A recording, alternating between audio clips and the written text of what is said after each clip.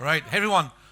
So you've seen me on stage and you've seen me pitching this lightning talk session, like being all on time, super straight. So I think I should match this too, right? So that's the challenge I'm up. Put a little bit of a disclaimer up front. I want to tell you how to create an awesome slide deck in just 5 minutes, and I want you to basically participate in a way that you should basically take everything I say with a grain of salt, right?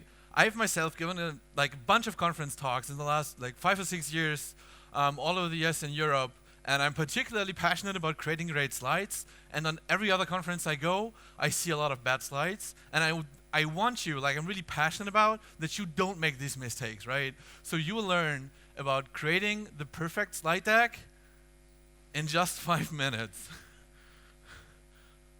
right? So this is where we're going now. That's a lie. That's the troll. It takes months or weeks, right? I have a full-time job, and when I'm giving a talk, I still do my work. So I can't just focus a full week or month on the talk, so this is why it can take up to a month.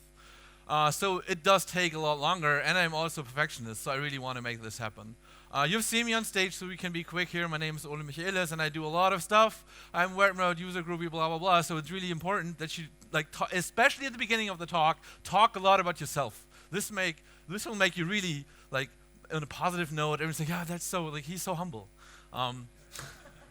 So there's 5 tricks. So I want you to learn these 5 tricks. 1, you should always put a lot of text in front of your slide. It's very important because you want to make sure your audience really gets it and gets every point out of it, to ensure that you read the text out loud. Because you assume your audience can't read, so better be certain and read it again. Maybe do light changes so that the audience can follow where you are in your essay. Always stare at your laptop. Doing so, you should really know that the one thing about people is that they can't do 2 things at the time.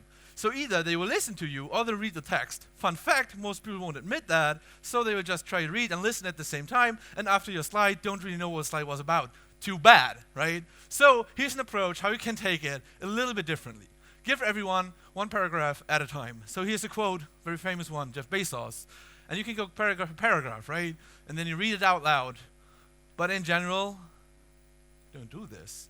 Because text, this is not a book, and it's not a movie, so text doesn't belong there.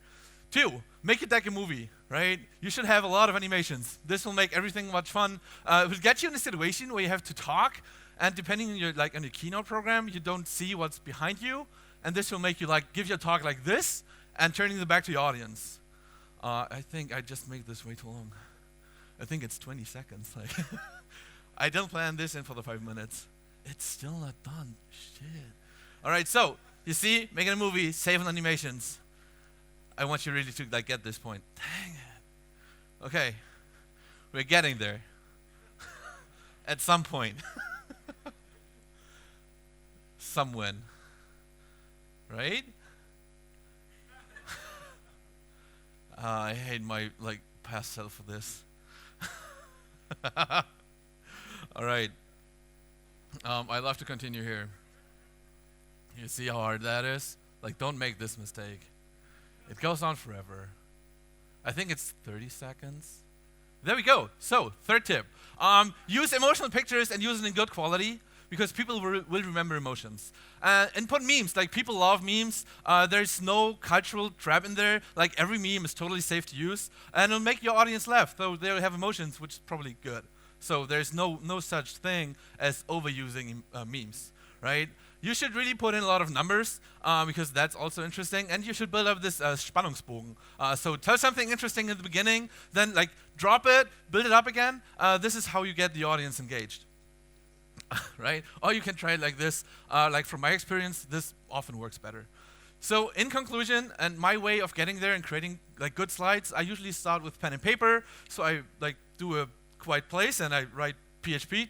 Gosh, it's 5 years old. And then I do my schedule, my scaffold. So I do all of this on the slides. That's really what you all do. So I write my notes on the slides. But then, and this is what all of many people I see missing, that they don't put the notes down. Right? So, and then the last step I do is I just finish it. That's all I got. 10 seconds left. Use that. Thank you.